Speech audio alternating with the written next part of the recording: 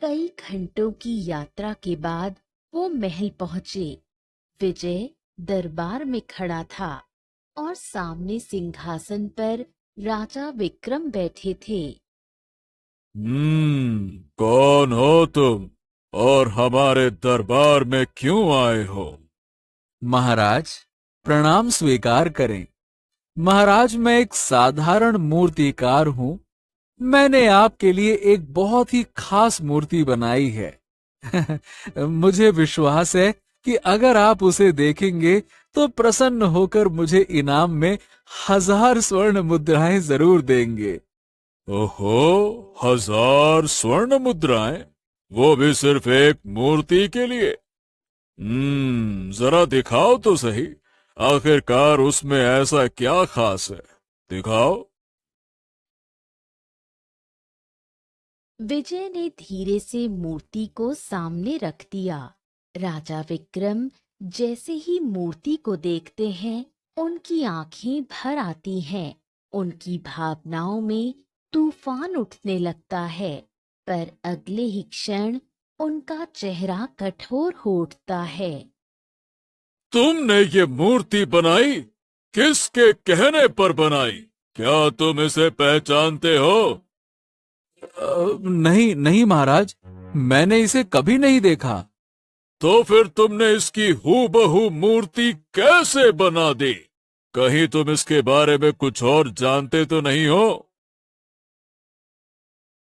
तोता, जो अब तक चुपचाप विजय के पास था, धीरे से फुसफुसाया। मेरा जिक्र मत करना।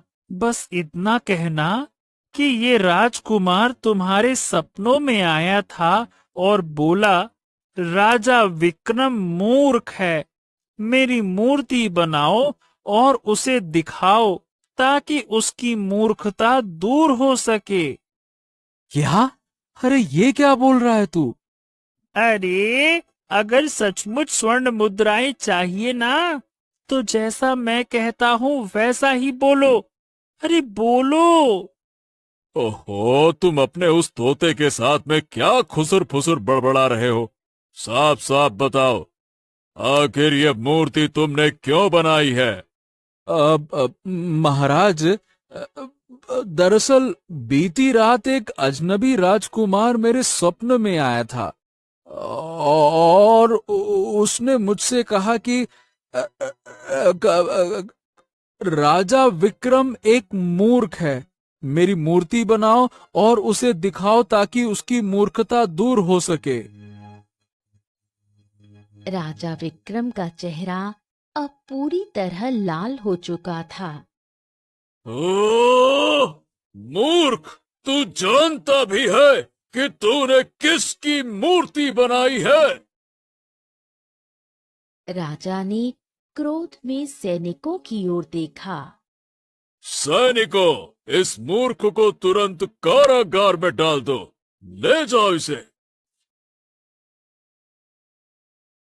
विजय को तोते सहित कारागार में डाल दिया गया। रात भर वो बेचैनी से जागता रहा। ओहो, ये क्या हो गया? तुमने तो कहा था कि मुझे इनाम मिलेगा, लेकिन राजा विक्रम ने तो मुझे सीधा कारागार में डाल दिया। तुम चिंता मत करो। तुम मेरी बात पर भरोसा रखो। तुम्हें इनाम जरूर मिलेगा। क्या इनाम मिलेगा? मैं ही मूर्ख हूं जो तुम्हारी बातों में आ गया। अगर मैं तुम्हारी बातों में आके ये काम न करता तो आज मुझे ये दिन न देखना पड़ता। एक तो पहले ही किस्मत का मारा हूं, अब कारागार में भी बैठा हूं। विजय ने सारी रात तोते से बात नहीं की।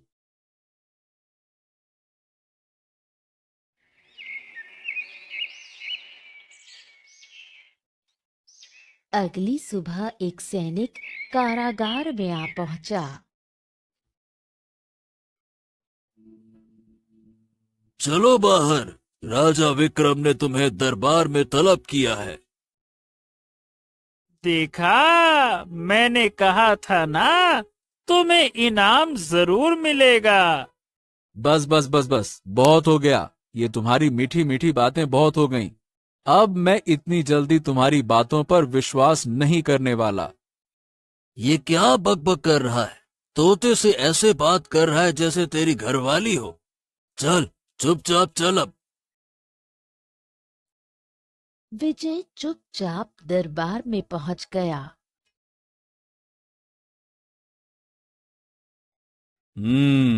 कल तुमने जो मूर्ति दिखाई थी, तुम्हें पता है कि वो मूर्ति तुम्हारे स्वप्न में आए मेरे छोटे भाई की थी। उसने स्वप्न में तुमसे कहा था कि मैं मूर्ख हूं, और जब उसकी मूर्ति बनाकर मेरे सामने रखोगे तभी मुझ में थोड़ी अकल आएगी। महाराज, आपको कोई गलतफहमी हुई है। मैंने ये मूर्ति किसी राजकुमार की बनाई थी, आपके भाई की नहीं।